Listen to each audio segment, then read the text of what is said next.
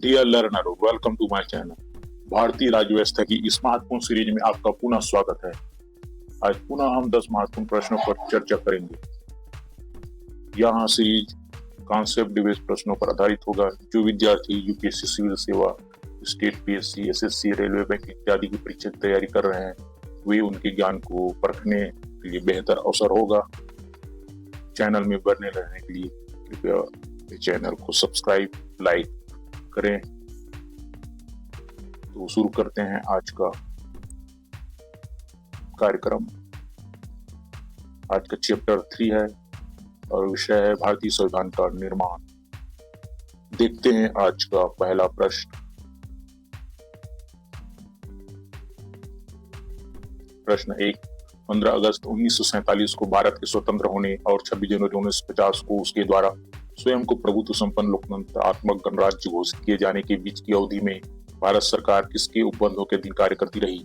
तो ए, भारत शासन अधिनियम 1935, बी, भारतीय स्वतंत्रता अधिनियम 1947, सी, भारत अंतरिम संविधान आदेश 1947, डी, उपयुक्त में से कोई नहीं। तो भारत शासन अधिनियम 1935 प्रावधानों के अधीन कार्य करती रही है, तो इसका सही उत्तर होगा ए, और सही उत्तर है ए, भारत शासन अधिनियम 1935।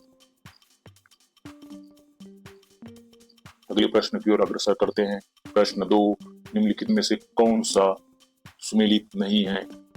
स्रोत एवं उनके प्रावधान। प्रश्न 2, निम्नलिखित में से कौन सा सुमेलित नहीं है? संविधान के स्रोत और उनके प्रावधान।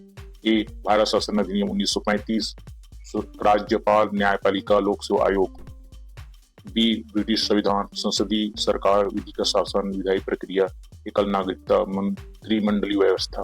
सी, आयरिश संविधान, निर्देशक सिद्धांत, राज्यसभा के सदस्यों का नामांकन और राष्ट्रपति चुनाव की विधि। डी, कनाडाई संविधान, समवर्ती सूची, व्यापार की स्वतंत्रता और संसद दोनों सदनों की संयुक्त बैठक।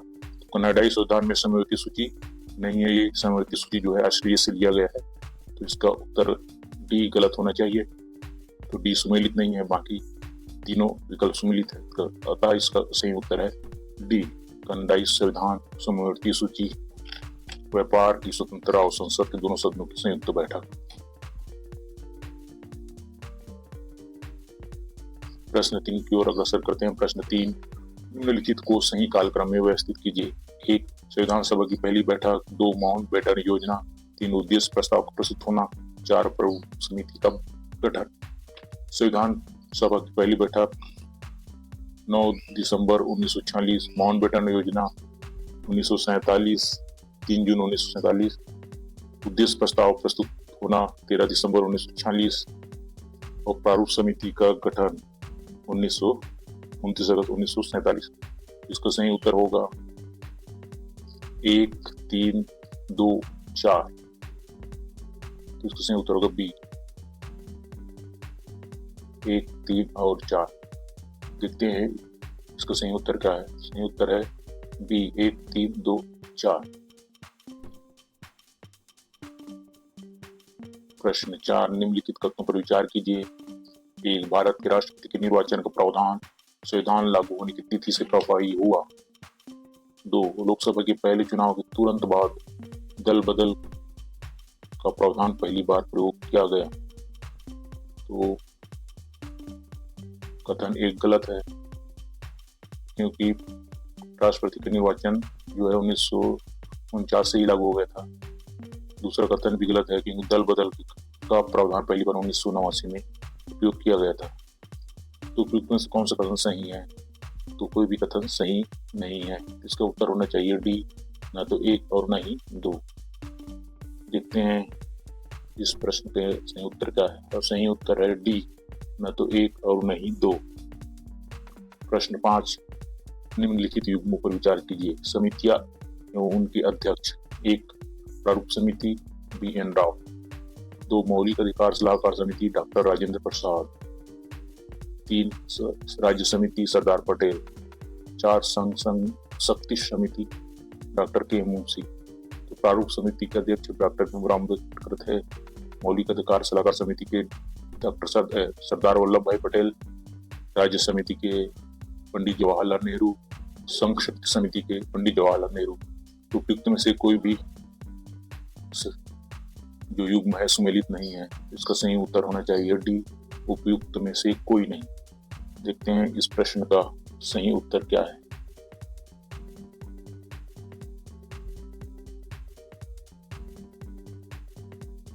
समितियां अध्यक्ष जो दिए गए हैं कोई भी सुमेलित नहीं है, तो इसका सही उत्तर होगा डी, उपयुक्त में से कोई नहीं। अगले प्रश्न की ओर अग्रसर करते हैं। देखते हैं आज का अगला प्रश्न 6। स्वतंत्रता पश्चात बने अंतरिम मंत्रिमंडल में कौन शामिल थे? 1 रफी अहमद किदवई, 2 राजकुमारी अमृत कौर, 3 जान मथाई, 4 जगजीवन राम, 5 गोपाल स्वामी अयंगर, 6 श्री गाडगी। उपयुक्त में से कौन सा सही उत्तर है? ए केवल 2, बी केवल 1 और 2, सी केवल 2 और 3, डी उपयुक्त सभी। दिए गए सभी विकल्प 1, 2, 3, 4, 5, 6 सभी जो है स्वतंत्र पश्चात बने अंतरिम मंत्रिमंडल में शामिल थे, तो इसका सही उत्तर होना चाहिए डी। देखते हैं इस प्रश्न का सही उत्तर क्या है, और सही उत्तर है डी, उपयुक्त सभी। अगले प्रश्न की ओर अग्रसर करते हैं। देखते हैं आज का 7वां प्रश्न। भारत के संविधान के निर्माण में संविधान की मदद करने वाले 2 लोक सेवक निम्नलिखित में से कौन से हैं? प्रश्न 7। भारत के संविधान के निर्माण में संविधान की मदद करने वाले 2 लोक सेवक निम्नलिखित में से कौन है? ए बी एन राव तथा K M Munshi, B S N Mukherjee तथा Alladi Krishna Swamy Iyer, C B N Rao तथा S N Mukherjee, D K M Munshi तथा लादी कृष्ण स्वामी अय्यर। तो बी एन राव जो है संवैधानिक सलाहकार थे तथा एस एन मुखर्जी जो है संविधान के चीफ ड्राफ्टमैन थे, तो इसका सही उत्तर होगा सी, बी एन राव तथा एस एन मुखर्जी। अगले प्रश्न की ओर देखते हैं। आज का 8वां प्रश्न। प्रश्न 8। संविधान सभा के बारे में निम्नलिखित में से कौन सा कथन सही है? 1 यह वयस्क मताधिकार पर आधारित नहीं थी, 2 यह एक बहुदलीय निकाय था, 3 यह प्रत्यक्ष निर्वाचन से बनी थी, 4 यह विभिन्न समितियों के माध्यम से कार्य करती थी। तो पहला यहाँ सही है, दूसरा यहाँ एक बहुदलीय निकाय था, यह भी सही है। कथन 3 गलत है क्योंकि यहाँ अप्रत्यक्ष निर्वाचन के माध्यम से हुई थी। चौथा सही है, यहाँ विभिन्न समितियों के माध्यम से कार्य करती थी, तो इसका उत्तर होना चाहिए 1, 3 और 4। 1, 2 और 4, और सही उत्तर है ए 1, 2 और 4। प्रश्न 9। भारत के संविधान के संदर्भ में निम्नलिखित कथनों पर विचार कीजिए। 1 भारत के प्रशासन से संबंधित अधिकांश भाग भारत शासन अधिनियम 1935 से लिए गए थे। 2 भारत संविधान का राजनीतिक हिस्सा ब्रिटेन के संविधान से लिया गया था। 3 भारतीय संविधान के निर्देशक तत्व सिद्धांतों से संबंधित दार्शनिक आयरलैंड और अमेरिका के संविधान से प्रेरित है। तो पहला कथन सही है, दूसरा कथन भी सही है क्योंकि राजनीतिक हिस्सा ब्रिटेन से लिया गया है। तीसरा कथन गलत है क्योंकि भारतीय संविधान के निर्देशक सिद्धांत के दार्शनिक भाग आयरलैंड से लिए गए, अमेरिका से नहीं। इसका सही उत्तर होगा 1 और 2। तो देखते हैं इसका सही उत्तर क्या है। उपयुक्त में से कौन सा कथन सही है, तो इसका उत्तर होना चाहिए ए, केवल 1 और 2। देखते हैं प्रश्न 9 का सही उत्तर क्या है। और प्रश्न 9 का सही उत्तर है ए, केवल 1 और 2। अगले प्रश्न की ओर पढ़ते हैं। देखते हैं आज का अंतिम प्रश्न। प्रश्न 10। निम्नलिखित युग्मों पर विचार कीजिए। विशेषताएं एवं स्रोत। 1 विधिक शासन अमेरिकी संविधान, 2 राष्ट्रपति का चुनाव कनाडाई संविधान, 3 ये संविधान सदनों की संयुक्त बैठक ऑस्ट्रेलियाई संविधान, 4 समानता और बंधुता फ्रांसीसी संविधान, विधि द्वारा स्थापित प्रक्रिया जापानी संविधान। तो विधि का शासन अमेरिकी संविधान गलत है क्योंकि विधि का शासन ब्रिटेन से लिया गया है। राष्ट्रपति का चुनाव गलत है क्योंकि राष्ट्रपति का चुनाव जो है ये संयुक्त सदनों की बैठक ऑस्ट्रेलिया की वजह सही है। समानता और बंधुत्व फ्रांसिस वरदानी भी सही है। विधि का शासन स्थापित प्रक्रिया जापानी संविधान। तो इसका सही उत्तर होना चाहिए 3, 4 और 5। देखते हैं इसका सही उत्तर क्या है। तो सही उत्तर है डी।